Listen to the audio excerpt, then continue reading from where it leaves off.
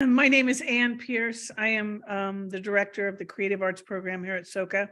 I want to welcome you all.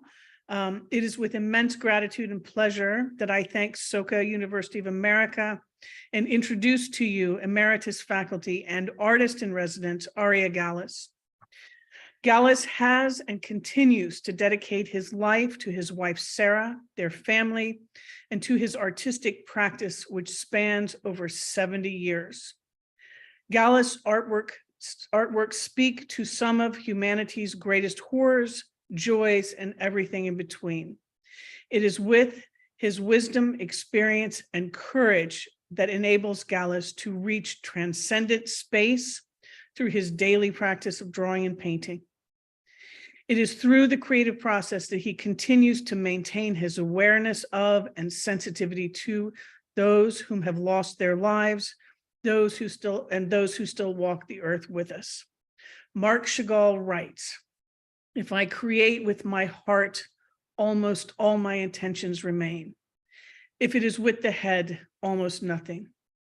An artist must not fear to be him or herself, must express only him or herself. If he or she is absolutely and entirely sincere, what he or she says and does will be acceptable to others. Arie Gallus never fails to be his full self. Please join me in welcoming Arie Gallus." Hi. Hi, good evening, good afternoon. I have no idea what time zone everybody is, but welcome. This is unlike some of the other presentations. It actually has more talk and maybe less images, but we're just going to be discussing the images in much more detail. People believe that somehow artists are some sort of idiot savants that, they just have an idea and the idea just comes out and it's most natural way. Well, it really doesn't work that way. You do think about your artwork, you do think of what you want to say, and then you get engaged with your artwork, and your artwork saying, no, you're saying it all wrong. I mean, or you're saying it the bad way, or you're not saying it all, or whatever. And what I'm going to lead you through here is through a process of two distinct drawings in charcoal that changed as they worked. The original concept had an idea to it. The original concept had a certain look that I thought it was going to be, but reality of actually working on it for literally weeks at a time on this, and it's charcoal, so you can add and detract, and you can erase, and you can smear on and so forth. It's a kind of a fluid medium, and it does allow itself to change. It allows itself to actually be manipulated, and the drawing itself manipulates me. And I'm sure it goes for any artist or anybody who's doing any kind of things in creative level, or even if you happen to be a plumber trying to figure out how to take the sink apart, no matter your original idea disappears once you start really working on it and something else happens. And so the same thing with art. I don't want to use any highfalutin phrases about it, but it's a certain kind of a love affair that's very reciprocal with your work of art. And in certain times, you seem to be directing something, and at other times, your hand is directing you, and at still other times, the image itself tells you to knock your hand off and do something else because you're going and doing it all wrong. So some of you have seen my artwork before, some of you have not. So I have a sort of a short introduction to my previous drawings, especially just using black and white at this point. And then we're going to go into the two drawings, with a little bit more intensity. The first ones are going to go kind of quick. I'm just going to do a very brief description. So here, let's start the ride. I'm starting it, you're starting it. So I'm going to get the share screen. Hopefully this thing works. Okay. Good. All right, please move this window away from the shared. Okay, that's better. Okay. Your screen sharing. Okay, so what's happening? It's always like that, isn't it? You are, You at your first slide, Arie? yes, I'm trying to find it. This is, you are share screen, that's correct. I'm trying to get the first slide going and it's not happening. Okay, stop share for a second. Okay. You had it for a second there. Your presentation is open. It is? No, it's not sharing yet, but I just want to make sure it's open on your computer. Okay, Then hit share screen. 1 second. So, okay, I'm gonna go hit share screen. Okay, now this is it. Power slide, so this is it. Which one should I use? They're the same, right? Well, you have to go to share screen so I can see what you're looking at. This is the presentation. Okay, I see it now. All right. And I'm gonna start Start your slideshow. slideshow. Perfect. Yes. Oh, I said slideshow, full screen from From beginning. begin. Oh, 1 second. From current slide. Okay, that's it. Good. Okay, now how do I make this full screen now? Go to the top right corner next to the X is the double. Click that. Yeah, just Oh, double click it. Click This it one more time. Okay. No. Slideshow. Okay, go to view. See it? Scroll View. all the, yeah, right there. And what I say? I'm trying to see full, I can't see. I need to have it full screen, right? Yes, that's, hold on.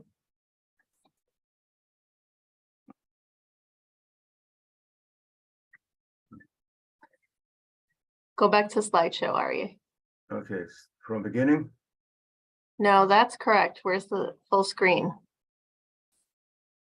Here. Just bear with us.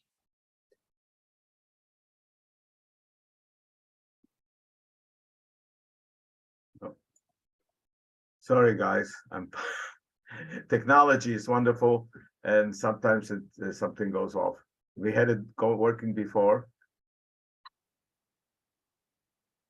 I'm gonna try it again. I don't see my.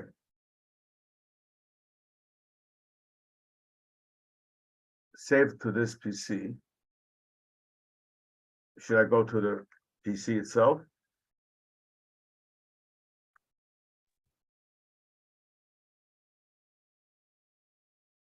Okay,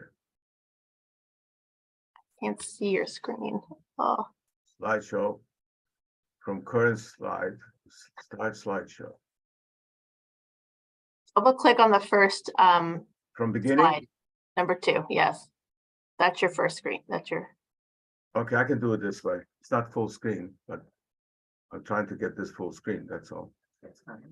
Okay, it's gonna be fine this way, right? yes. Everybody sees what I have here. I'm sorry, it's not full screen, okay? And, Hold on, Arie. okay, I'm trying to remote over to you. Can you give me access? yes.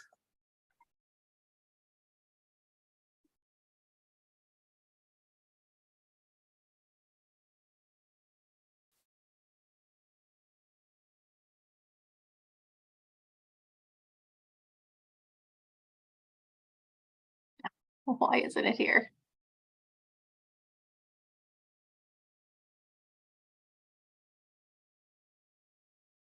Should we start again here on this window? Start again from full? Can we just do it this I way? don't know why it's not. I don't know. Okay, let's do it this way. You can start, Arie. I can't. Okay, I got control again? Let me give it back to you right now. Thank you. Okay, you're good. Should I put new share on it or not? It says you are. No, you're sharing. You're sharing with everybody. Everybody can see your screen. Okay, good. All right, excuse me for this slight delay. Tim keeps smiling. All right. Those are two drawings that I did over the last 2 years. And there were different drawings with specific assignments.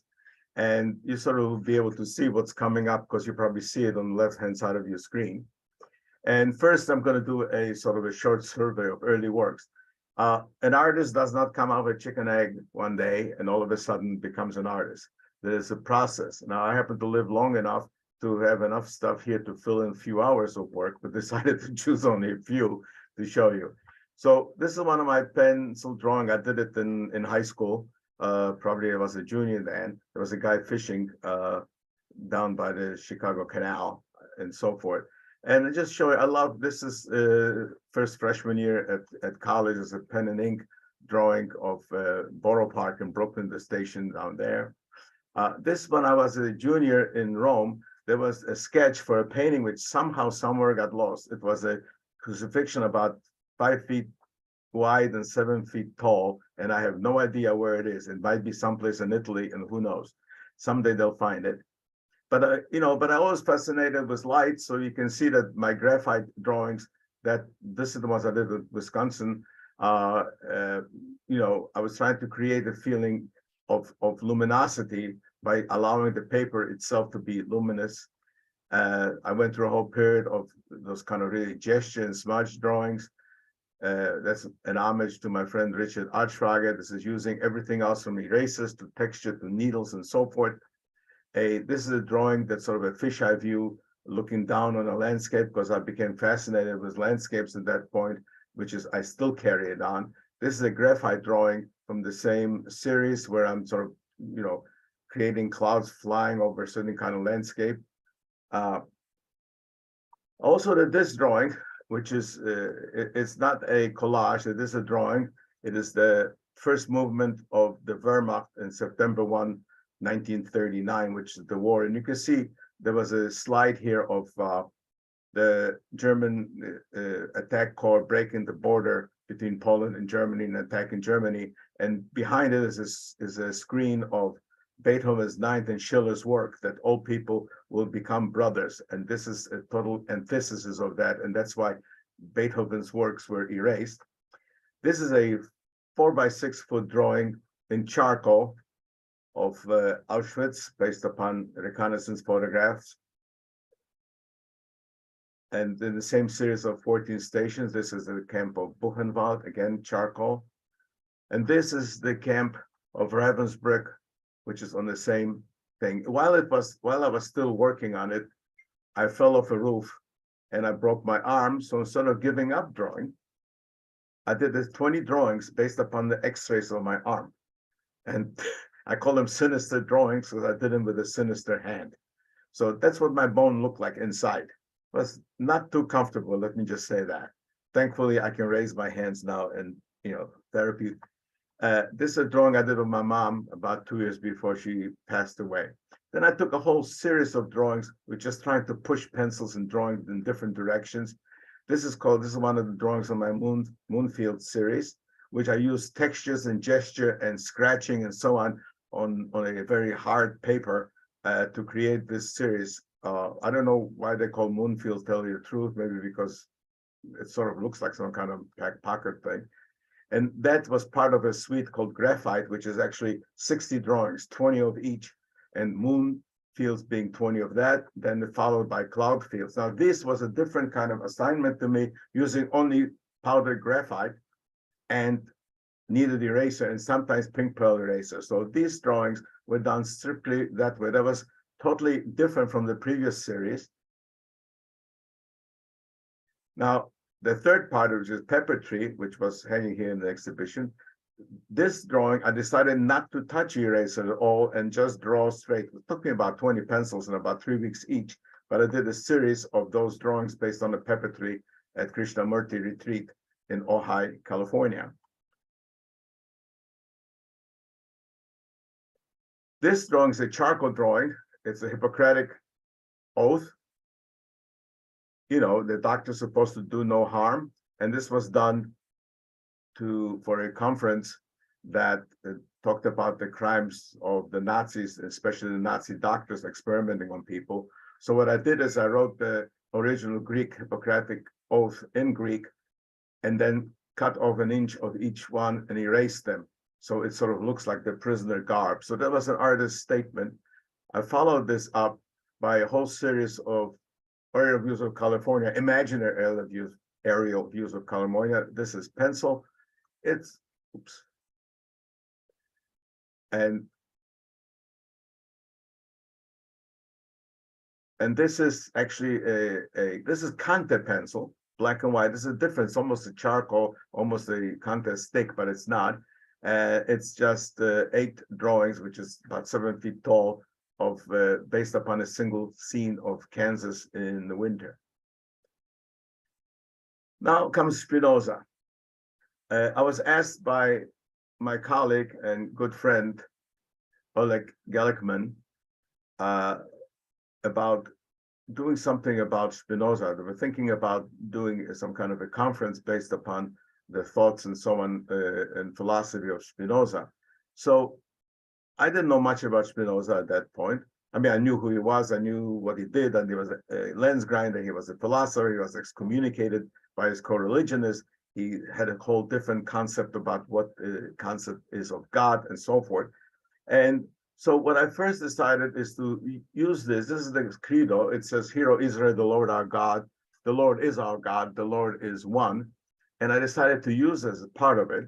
Then I found a letter on the computer of that actually Baruch Spinoza or Benedict Spinoza signed. And I said, I got to use this as part, imagining that he would be actually writing. So I'm going to catch him in writing of the process. And of course, I reversed it because obviously Spinoza will be up there writing down and I'll be looking at it from the other side. And then I got Oleg to pose. Now, no, he is not following Mr. Spock, okay? This Mr. Spock took that shin, the high priest of Israel blessing sign, the shin standing for the Almighty. This is like that. And he also used one, be prosper or something, be whatever that he's, I don't remember that exactly. So I had Oleg posing for a few of those shots. And I said, I'm going to use them as a source. And then I just cut them down because I figured out I would like to see a close-up of those. And then, of course, how am I going to get Spinoza's hand? Again, Oleg was volunteered by me to be Spinoza's hands. And thankfully, I went to Tyler School of Art that taught me how to make quills. Among other things, they really taught you how to get all the basics. And so I bought some quills at Michael's and I made a few quill pens out of it and then photographed him. Then what I did is I took the photographs and so on, and I made a sort of a collage of what was the original concept, was that there's going to be the creed of Israel, his letter, and his hands, both hands sort of being the writer and the prophet or the priest and so on, combining it together. Although his philosophy was that it is not some old man sitting in the sky that is a god, but nature or so forth. Those among you who are better philosophers than me, you can probably understand it more, and please explain it to me. But the way I saw it, that he believed that not just nature, but everything, creativity and so forth, is that. So I had that, and then using this as my source, I drew it in with charcoal. And I started, of course, working with the eraser. And at first, as you can notice, everything here is that, you know, the hands are dark, sort of a scraggly, quill. You notice that the letters are coming out as dark letters. I'm eliminating, because when I draw it all in with charcoal, then I wipe the whole thing out. People usually who see me during this process of charcoal are extremely horrified that I've spent time actually doing a drawing and I wipe it completely out. But I do it so I can create not only tonality, but give myself chances to be able to modify it backwards and forwards. If you have only white paper, you cannot go far except dark. If you have gray paper, you can go both ways. And the way that I'm conceiving this drawing at this point is that way. And then, of course, I said, wait a minute, maybe that credo is not the real thing that he's concerned about. So this is the first words of Genesis. And in Hebrew is Bereshit bara Elohim et hashamayim v'et haaretz, which means in the beginning the Lord created the heaven and the earth. If you literally look at it, though, because in English, if I go literally word for word, it says, in the beginning created God the heavens and earth, which means so that the beginning is actually that created God rather than God created the beginning and the earth. It's one of those philosophical things sometimes us people go in through it. And okay, so I decided I'm going to replace that or put it over the coda of Shema Israel. So you notice I started laying it in here on top. I don't think you can see it, but anyway, you can see what I'm talking about. And things have changed now. You can see that the letters are now bigger. They're overlapping the letters behind, and I'm still working with the eraser and trying to clarify the hand. And the next step, I said, no, you know what? The hands are dark. The thing is background. I'm going to switch them. And I did. So I totally, my original idea went to wherever it goes, those kind of ideas go. And I also made a much better quill, okay? And I decided from this, it should go that. The hands should be in sort of on a universe kind of thing or against a dark background. And, you know, all of this takes time and thought, and you're really quite involved in a very close minuet with your work. You know, you're looking at it and it's telling you something. And at this point, I'm trying to figure it out. I'm just starting to work on the bottom, getting Spinoza's signature correct. So the next step is I started working farther. You notice that it's like this and this, the feather changes. This is the previous, there's more detail on the hands, right? The hands get a little bit lighter themselves. Before they were dark, now they're a little bit lighter. And after looking at it for a while, I changed. I decided I'm going to eliminate some of the letters. So the letter Tzadik, which you see in the hand here on the way you're looking at it will be on your left side, and so on. I've changed this and made them subliminal to the image. So this was it. So I'm looking at it and I say, okay, I'm happy with the hands. I'm happy with the thing. Let's see what it looks like when I get the signature down. So now everything changed. It's not like the original idea I had before, where everything was sort of much elongated, but now it became something different. So once I cleared it all up and I saw that the letters are coming. Now, I tried to get a photographic double exposure, but thinking about it. So all the letters on top of it, I still want somebody to be able to read the stuff beneath it and still somebody to be able to see the beginning the Lord created the heavens and the earth. And it was quite a task to do this. So it was not just laying one negative over another negative. It just actually had to think about it, how every letter would look like with the other letter being against it. And I started saying, wait a minute, maybe his feather is disappearing or disintegrating and becoming part of a universe, creating a new galaxy. You know, just realizing that the feather, the word, is creating a thing. You can go all the way back to I guess John in the New Testament. In the beginning, there was the word. You know, things are changing, and then so I'm almost happy with it. Okay, this is not finished yet, but I'm almost happy. And that is actually the final drawing. So what I did, if you looked at it, I changed a lot of I made the letters on the bottom shady. You notice that they were not as distinct, only his signature now remains quite light. The top two, this was before, and you can see now, you can see the changes. Same thing with the thing here, and the top two, I darkened everything. I rubbed actually charcoal over all my work, over it again, to darken it. So it's sort of I know people can do it now on a computer, and they can do all kinds of things in that. But as I said in many other lectures, if you don't know what you're doing and you're working on pencil, you get maybe one lousy drawing in 3 weeks. But if you're working on a computer, you get 10,000 lousy drawings. I think that's not make any difference. So the process here was that I thought in the end, I was very happy with it because it talks a little bit about universality about it. It talks about his writing, which happens to be in Latin and not in Hebrew. And at the same time, it talks about his background, which is a Jew who was excommunicated, Sephardi Jew, you know, and who at his humble work as a lens grinder was still communicating with some of the brightest minds during his lifetime. And I thought that was a very important way. So this is my statement as an artist trying to perceive it.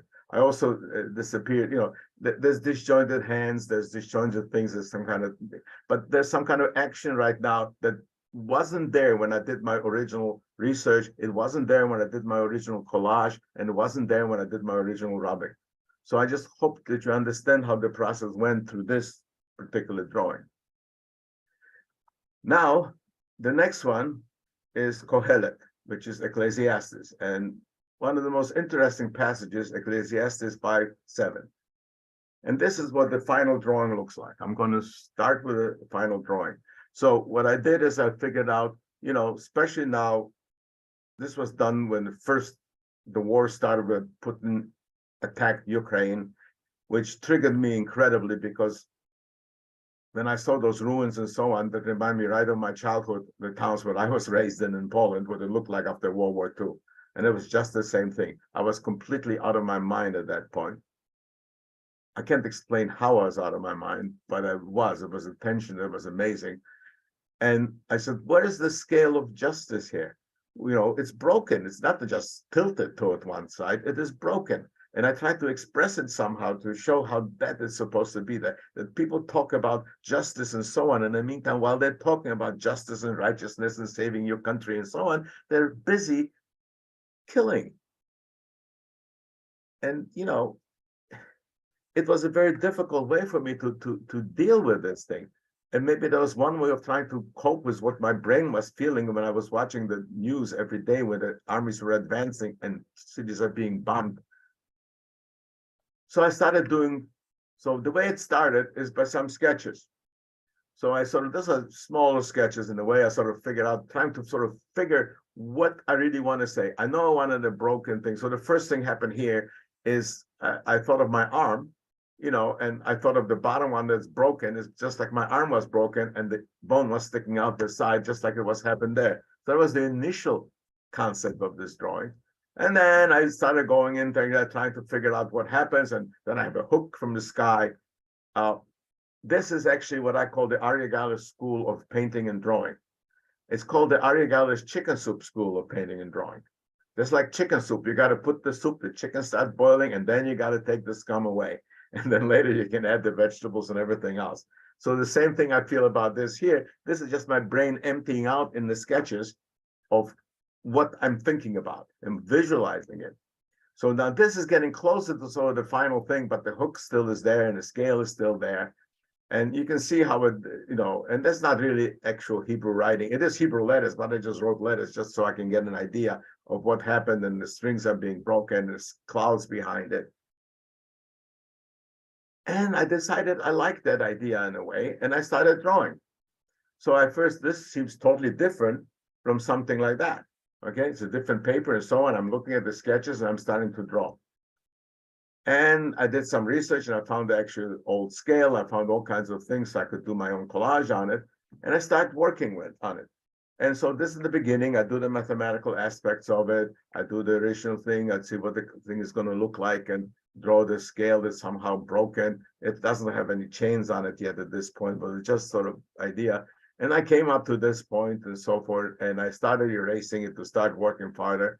And I said, Arie, you're totally in the wrong, you're not on the wrong street, you're in the wrong state, maybe in the wrong planet with this. So I just tore it up. And that was it. I said, okay, let's start again. So, the phrase that people say, back to the drawing board, I can actually say it, because I can actually go back to the drawing board. So I started doing some more sketches. I decided some kind of some fruit tree of justice rooted in the sky, and how, it's bearing fruit and so forth. And that didn't make any sense. And this all of a sudden hit me that makes some kind of sense, that I'm going to catch it in the moment of flying. The moment that the actual thing is breaking, the scale is just throwing down, and it's over the landscape. And you notice I put on the bottom where I'm going to put the Hebrew phrase, what's going to be in there, which inspired me for this particular drawing. So I made, again, a collage. That means I took scales, I cut them up, I photographed, I Xeroxed them, I planted them, I moved them around, I glued them to the piece of paper, so I kind of see what I wanted. And as you notice, I switched the direction of the piece that is falling from this way to that way, okay? There was a major switch to me, but it had more of a downward shift than something that was happening like that. It was sort of static, almost looked like a boat or a peanut shell.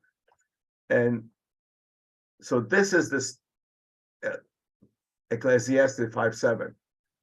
If you see oppression of the poor and denial of justice and righteousness in the province, do not be shocked at the sight. For one official watches over another official, and there are higher officials over them. Now, people try to explain to me some religious thing that actually what they mean is not what they mean, which means what I got of it is that you're doing some crimes and somebody's covering your ass. That's basically what this passage means to me. And Ecclesiastes is one of the favorite books in the Bible simply because it's very empirical. It just deals with the way the world is without any kind of religious overtones. And in Hebrew, this is actually the Hebrew phrase that is going to go in there.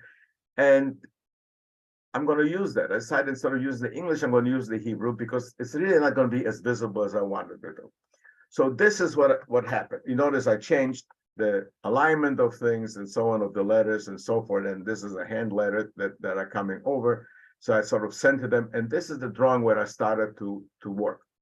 So here's the drawing. I got it up to the stage, and now I just smudged the living whatever out of it. I put a lot of gray on it and so on, and I smudged it. So this is the next stage. And all of a sudden, I mean, there's certain things wrong. You know, if the thing broke off the top of the thing, the thing would not be, the bottom chain would not be hanging down. It would probably be hanging up, and because it's lighter than the actual piece of the scale that's falling in and so forth. But I said, no, I wanted that direction that's going down. So even though it's impossible in the real universe with gravity for this to have done maybe for a fraction of a second, I froze that movement in time just because I wanted to have a downward flow on it. And so the next stage is I started working into it with the eraser, an eraser and Conte crayon. And I did put a hook there, okay? But it was a hook that's hit into the sky as opposed to the sky hit into the hook. It might not be any differences and so on, but I also noticed that the sky is starting to form a sort of a letter Z, which is very much involved with the war. And I started erasing and see what happens at this stage. So this is still not working with adding Conte or adding, charcoal back to the original drawing, but it's just the first stages of erasure. And that goes a little bit further. So what you're seeing it here is that I've gotten it formulated. I've gotten the clouds done perhaps all the way to the bottom, but quite not there. And you notice that the actual metal aspects of the scale itself, and I wanted it to be very realistic and very shiny. They're empty scales. They're not weighing anything. As opposed, I guess justice is just an idea. So I don't know how I could make it realistic in it. And so that was the, pre-final, work of this. And then what I did is I changed some things and I added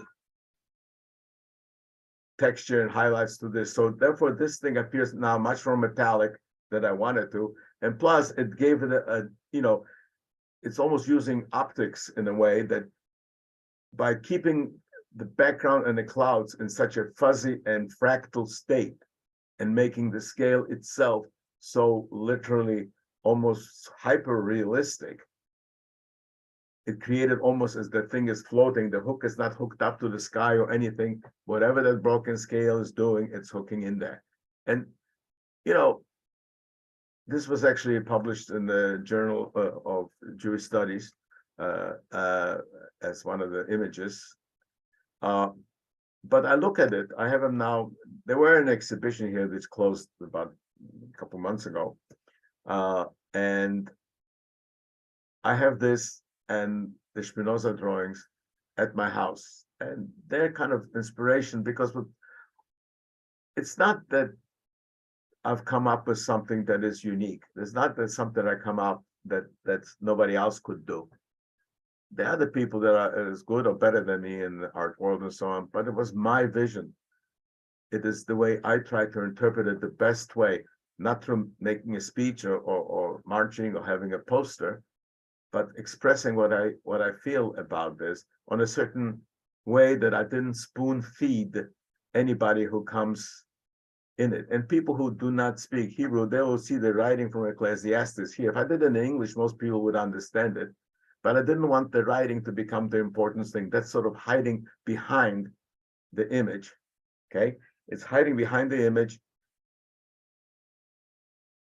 And I'm very happy with this drawing, but I also wish I never would have had to draw it. I wish there was no such thing that would inspire me and to actually deal with this thing as such. People say that I may be apolitical or whatever, or why don't I do more statements politically and so on. I think I did plenty. I think in my Holocaust series and some of my other works, including my writing or whatever, and in this thing, I think I'm talking about where my soul hurts. I'm trying to explain something that I've seen enough to see that something is broken. And the people have concrete ideas how to fix it, don't know anything because they're just going to fix it and turn the scale the other way. So as an artist, I let it sort of break, and this now is constantly breaking. If you look at this image, if this thing survives century or whatever, people can look at it and it's still going to be the same scale in the process of just being disintegrated. Anyway,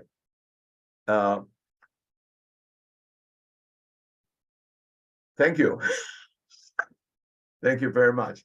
Now you can ask me a question and so on, and I guess somehow I can return to another screen, right?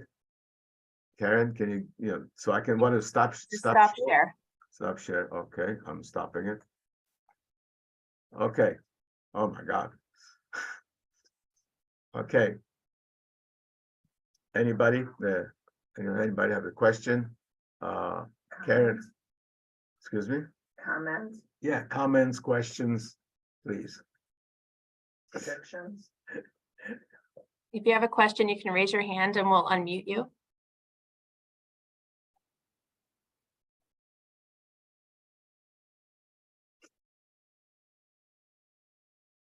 Yes.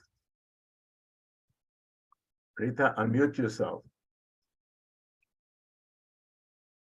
Who's trying to ask a question? Rita Blit. Let me find her.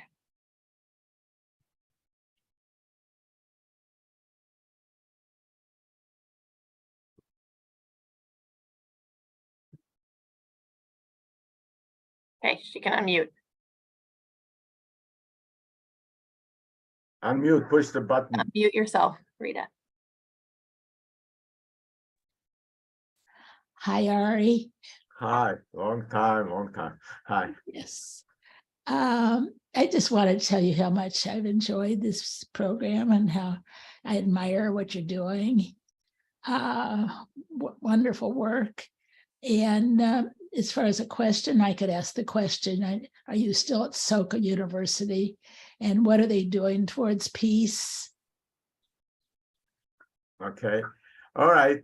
I can speak only for myself. Okay. I think the university is doing very well towards that. I am at Soka. I retired about 4 years ago almost. Okay. And what Soka did is sort of throw me out on the garbage heap or whatever, which most universities would have done. They made me artist in residence, provide me a studio in a basement here, which was a storage room. And then my wife and I fixed up and built racks and so forth together. And so I'm artist in residence now, on a 3-year contract at a time. I still got 2.5 years of my latest contract left. So, I'll make it to 80 that way, like I'll be like 81 when it's finished. But if you went to walk, by the way, to look for my studio and you look at the door, how it says, Arie Gallis, artist in residence. My door says Arie Gallis, artist in basement residence. That's the disguise. That describes much better the thing that is happening. And now the university is doing one of the things that university can do the best here without doing anything literally, okay, is to provide an environment where people from different countries, where they in their own homelands would hate each other across the wall, but here they get to understand each other as human beings. To understand each other, it's like, I haven't seen, by the way, the new version of All Quiet on the Western Front, but I've seen the old version, And the same thing here, the reality and the horror of war, and the person realizing once he gets into a mortal fight with a French soldier and he kills him, and then he looks to the soldier's wallet, I would say, and sees the picture of him and his children and so on, it becomes so much more human, the horror and the toll of it. So I think what Soka is doing is allowing people from different countries to actually, work together and have classes together, get to meet each other. As I say, I do not run the university. God bless them, they're doing a job. So, I'm just very delighted that I don't know what it is. I didn't have to pay them. Decided to make me artist in resident. They gave me a place. And living in Southern California to have a studio would have, especially in the retirement thing, would have broken me. So I'm just keep working. This is wonderful to be able to come here and work. And not only that, I'm not isolated. I can see my friends in the faculty. I can meet new students. I'm part of the community as opposed to being somebody left aside, like in some other places. Good. Good for you, and best wishes. Thank you. Any other comments? Yes. David, unmute yourself. Oh, good. Hi, everybody. Professor Arie, I was looking at very closely the drawings that you're doing, and because I have a little insight from the interview that you and I had put together, and it reminded me of something that you mentioned when you were in Poland as a small boy, and you said that these kind of posters that you were seeing during that time of Mussolini and the German expressionists and posters, on ice. Do you see the influences in the work we just saw there in those posters? Am I making this up? No, look, I did for a while, I did make posters. I was actually making posters myself, for plays and so forth. Actually, if you want to know who really influenced me in the beginning, is actually the constructivists, the Soviet posters. And then, of course, in Poland, I guess the Polish poster makers were very famous for it. And I really loved the graphic aspects of what they were doing. And I was friends with Wojciech Fangor, who unfortunately passed on, but he was a good friend. Actually, I inherited his studio from him in Madison, New Jersey. And he was a poet. And I met some people like Jan Lenica and some other people that actually made physically. So, and my teacher at Tyler School of Arts, Stanisław Zagórski, he does book covers and so on, record cover. He did, I think, the Steel Wheels cover for the Rolling Stones and so on. So yeah, graphics, I don't know what the sensitivity is. I guess I'm pretty conventional in graphics, as opposed to other people who are much braver than me. Okay, I'm not being humble. I'm just saying that this is that. So, yeah, I'm trying to say something through my poster, but I'm not trying to shut. I'm not. Any one of my arts and so on. My 14 Stations, the one the Holocaust works that you've seen a couple examples of. I'm not painting bodies burning or people, torturing other people. I'm just showing that's where it happened. There's a reconnaissance, some of them taken by the Nazis themselves, the photographs that were captured. And I let people feel what they do, because art is not a one-person way. It's not only one way I'm talking about. I'm saying is that artists is like, really, when the work is finished, art is only one half of the equation. The other equation half is the people who are actually looking at it. The people, how they come with their own life and their own sensitivity and what they interpret on it. They might find something that the artist wasn't aware, or the artist was subconsciously aware. There's a lot of things that happens. I've said in some of my other talks, you don't do art so you can hide it in the closet and sit there occasionally with a flashlight to look at it. You're trying to open it to the people. And when you open something up to the people and you throw your work out in the world, there'll be all kinds of reactions to it. And I didn't want in any of the reactions to people feel like I'm spoon feeding him something. This is what I feel, this is how I work and so on. Use your conscience, use your thing, whatever. It could be something that's revelatory to me, which you can see in the work, which I didn't see it. Or maybe something that my work will bring to some viewer that becomes a revelation to them, So yes, we are influenced by everybody. As I mean, I have some important people that were my influences. You know, I'm a product of all my teachers. And one of them happens to be your father, you know, Karl Fernbach Fleischer. Okay. I remember you as a little kid, actually. I was living in your attic for a while. I had a studio there, right? You know, but, you know, Karl was probably one of the most brilliant people I ever met, you know, and himself, I guess he was a kinder transport person too that left Germany, right? You know, and it's a funny episode because I think I told you in my first design class was Carl, right? I was a freshman and we had an assignment, and every assignment that Carl had us put the works up on the wall, and everybody's else work looked fantastic and mine looked clumsy. I mean, I was saying to myself, what the heck am I doing in art school? Look how beautiful the other works are. And mine was just line. The assignment was do something with line. That was the assignment. And people did some beautiful drawings. And I just had a couple different lines, a thick, a thin line, and so forth, almost constructivist kind of a concern. And I had a big square in the middle of the left-hand side of the drawing. And the teacher, I didn't know him then as Carl, you know, I knew at anything, but the teacher walked around, there's about 26 people in the class, and he looks around and he says, there's only one student who understood my assignment. And he pointed to my work.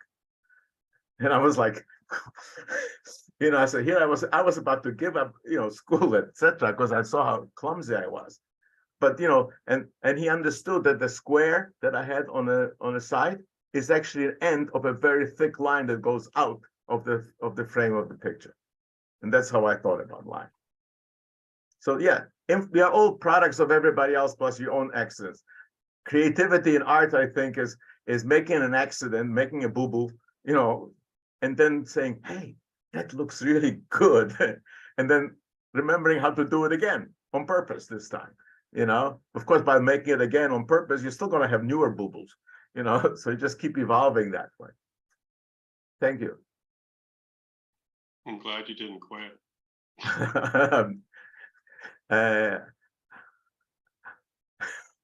No, I hope that on intent to Judy.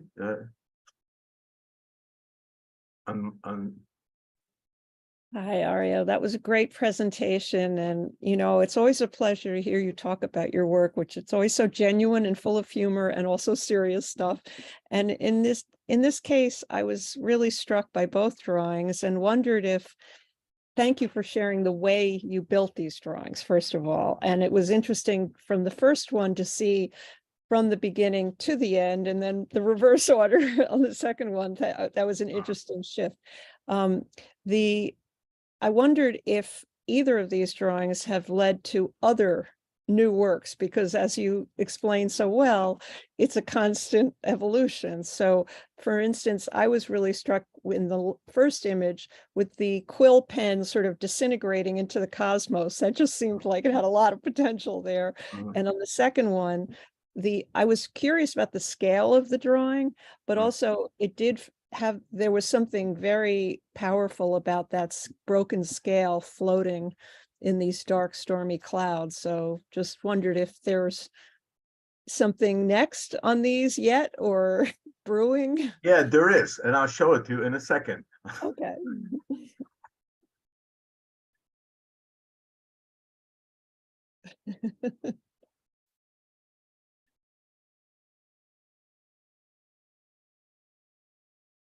We lost him. After all this black and white, right? I switched to oil pastels with full intense color. And this is one of the works based upon the landscape again. Right. Okay. So that's one. Make this yeah. Upside down. Yeah. Here's another one. I'm not going to show all of them. I have about 8 of them that are happening. And I'll show you one more. Okay.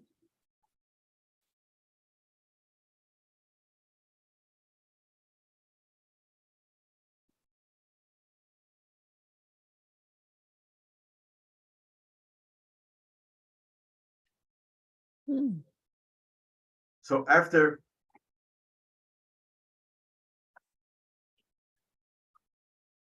after all this black and white in charcoal, you know, my brain wanted color, and it wanted to have a certain kind of a catharsis of the sorts.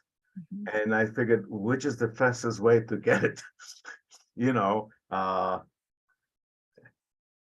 never took drugs and so on, but I assume the oil pastel is like a cocaine of art, you know, because you can do something instantly and you get the stuff really going, you know, and it's immediate and it's fast, you know, and you're able to put yourself really physically, not only that you're pressing the charcoal and it's melting, but you put your fingers in it and you squeeze it and you move it and so on. It's completely different than doing the black and white.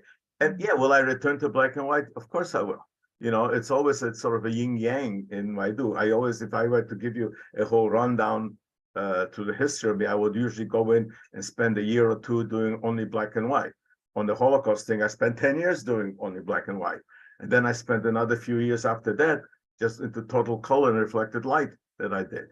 So yes, you know, all of this was a grueling, those two drawings I worked, it was pretty mentally grueling and challenging, but rewarding at the same time works. And then this thing of going back to my love of aerial landscape and making it as abstractions, you know, and being able to use full intensity color was a wonderful thing for me, you know, to do. It was just, you know, what can I say? Things are rainy. Our roof is still broken. You can sit at home, you know, and do it. So, you know, sunny California at this point is flooded, but you know, no, but I will keep switching. You know, I hope I can come up with different things. Also, sort of refreshing to do that because while you're doing color, you're thinking about black and white.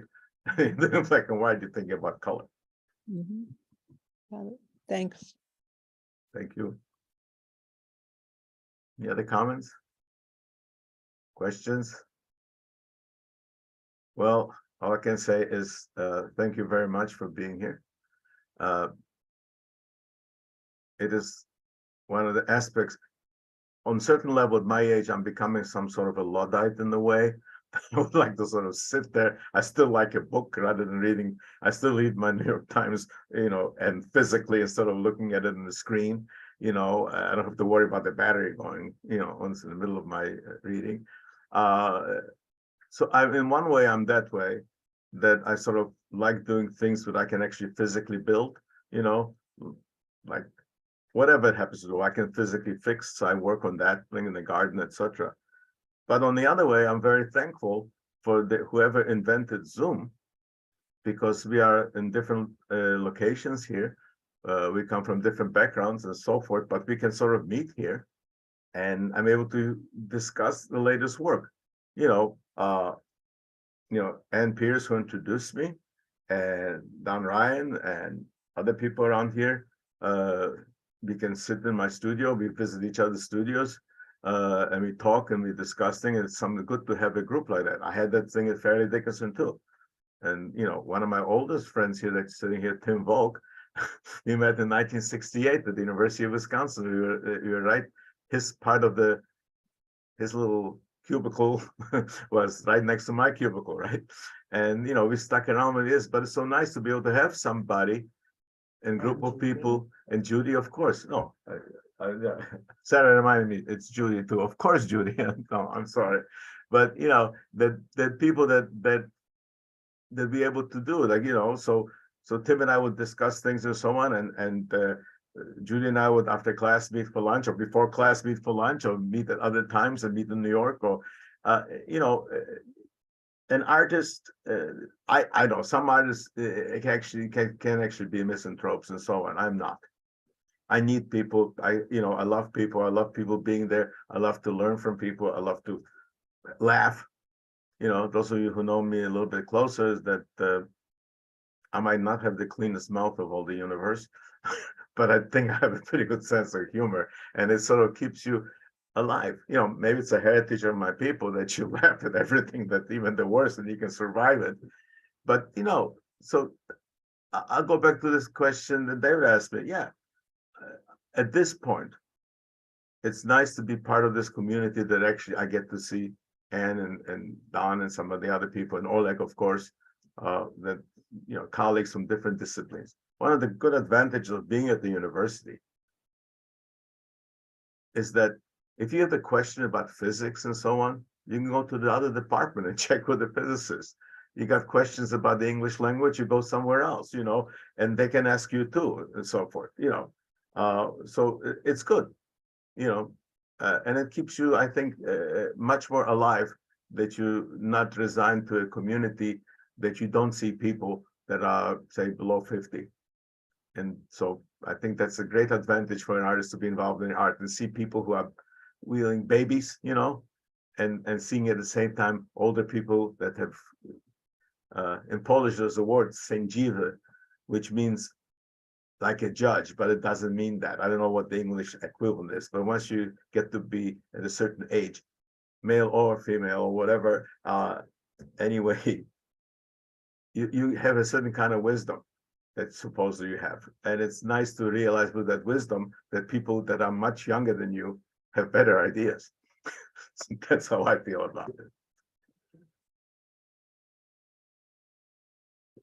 Thank you very much, guys. Thank you, and have a good day, have a good rest of it, and so on. Thank you, Arie. A pleasure. Take care. I'm leaving. Back to you.